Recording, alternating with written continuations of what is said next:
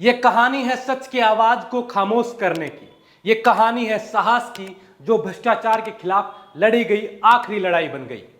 ये कहानी आपको बताते हुए रोंगटे खड़े हो रहे हैं। और कभी कभी ऐसे मन में ख्याल आते हैं कि वीडियो बनाते बनाते क्या हमारा भी यही असर होने वाला है एक दिन। 1 जनवरी 2025 एक ऐसा दिन जो छत्तीसगढ़ के बीजापुर जिले में पत्रकारिता के इतिहास का काला दिन बन गया है।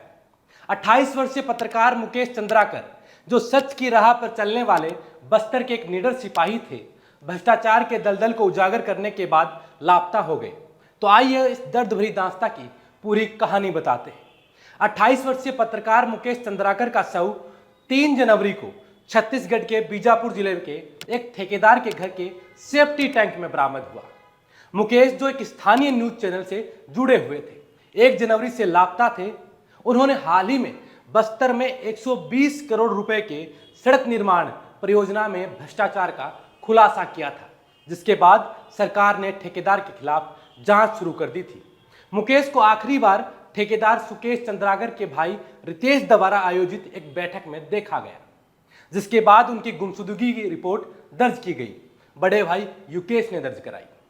मुकेश का फोन बंद होने के कारण पुलिस को सूचना दी गई। पुलिस ने सीसीटीवी फुटेज की जांच के बाद मुकेश की आखिरी लोकेशन का पता लगाया और फिर ठेकेदार सुरेश चंद्राकर के घर के सेफ्टी टैंक से उनका शव बरामद किया। पुलिस ने कार्रवाई करते हुए सुरेश चंद्राकर को हैदराबाद से और रितेश को दिल्ली से गिरफ्तार कर लिया है। एक श्रमिक जो उस शव को ठिकाने लगाने में मदद कर रहा था, उसे भी गिरफ्तार कर लिया गया है और कई संदिग्धों से पूछताछ भी जारी है।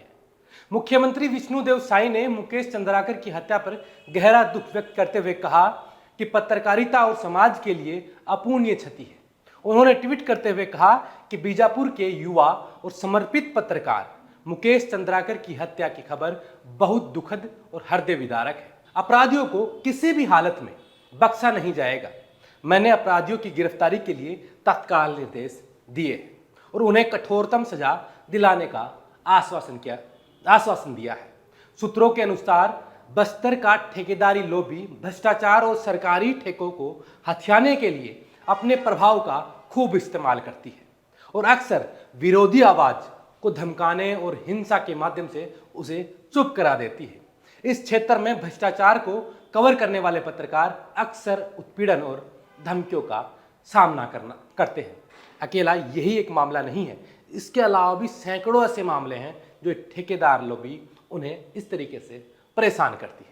छत्तीसगढ़ के बीजापुर जिले में पत्रकार युकेश चंद्रा की हत्या वाला मामला कई हैरान कर देने वाले खुलासे हुए हैं। उनके सिर पर 15 चोट के निशान, टूटे हुए लीवर के 4 टुकड़े, 5 फसलियों की हड्डी और एक टूटी हुई गर्दन मिली। इतना ही नहीं, उनकी हार्ट की स्थिति भी बहुत खराब है। माफ कीजिएगा, तस्वीर हम आपको दिखाने में सक्षम नहीं है। हिम्मत नहीं हो पा रही कि वो दिल दहलाने वाली तस्वीरें हम आपको दिखा पाए। पोस्टमार्टम करने वाले डॉक्टर ने कहा कि उन्होंने अपने 12 साल के करियर में ऐसी बेरहमी से की गई हत्या पहले कभी नहीं देखी। उन्होंने ये भी बताया कि इस जघन्य अपराध में 2 या 2 से ज्यादा हमलावरों का हाथ हो सकता है।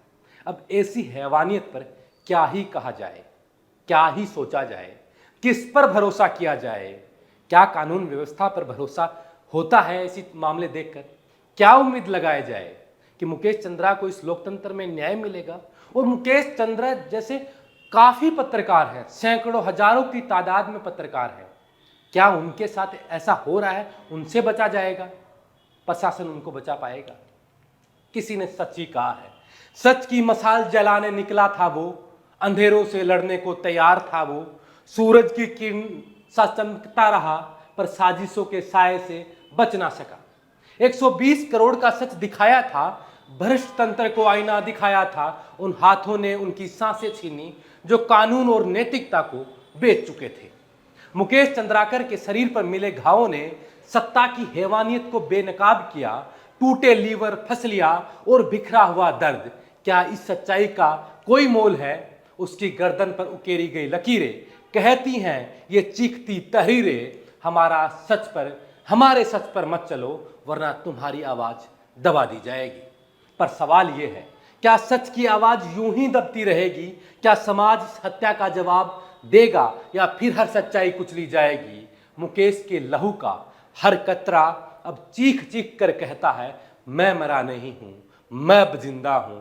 हर सच की जंग में, हर निडर कलम में। यह लड़ाई सिर्फ मुकेश की नहीं है, यह लड़ाई हर उस कलम की है जो समाज को सच का आईना दिखाने की हिम्मत रखती है। तो आइए उसकी कुर्बानी को व्यर्थ न जाने दें।